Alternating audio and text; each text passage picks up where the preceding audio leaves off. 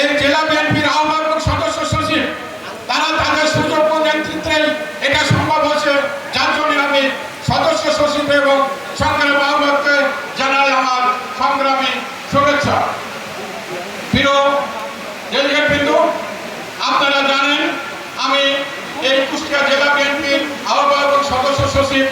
আপনাদের খোকসা বিএনপির উপজেলার তফসিল ঘোষণার অনুমতি দিলে আমি 18/8/2025 তারিখে তফসিল ঘোষণা করি।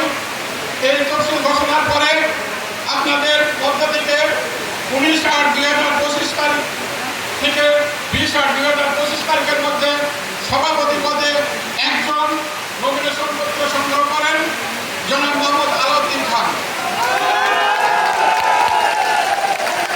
জনাব মোহাম্মদ আলাউদ্দিন খান সভাপতি পদে সংগ্রহ করার পরে তার কোনো প্রতিদ্বন্দ্বী না থাকায় আমি তাকে জনাব মোহাম্মদ আলাউদ্দিন খানকে কুষ্টিয়া খোকসা উপজেলা বিএনপির সভাপতি পদে নির্বাচিত ঘোষণা করি।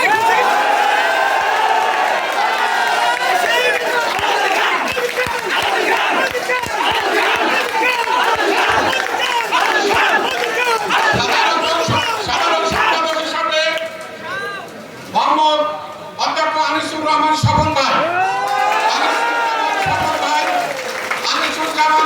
ভাই তার সাধারণ সম্পাদক হিসেবে মনোনয়নপত্র সংগ্রহ করেন এবং তার কোনো প্রতিদ্বন্দ্বী না থাকায় তাকে বেসরকারিভাবে সাধারণ সম্পাদক হিসাবে নির্বাচিত ঘোষণা করছে।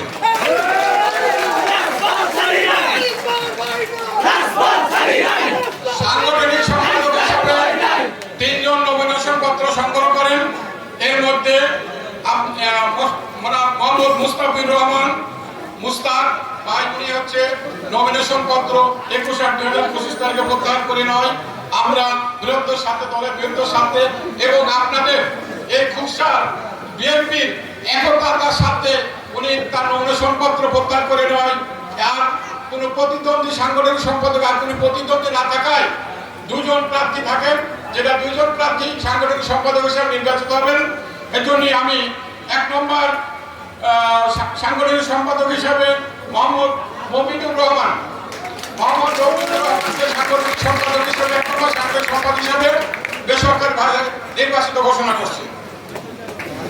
2 নম্বর সাংগঠনিক সম্পাদক হিসাবে মোহাম্মদ বাহাদুর আলম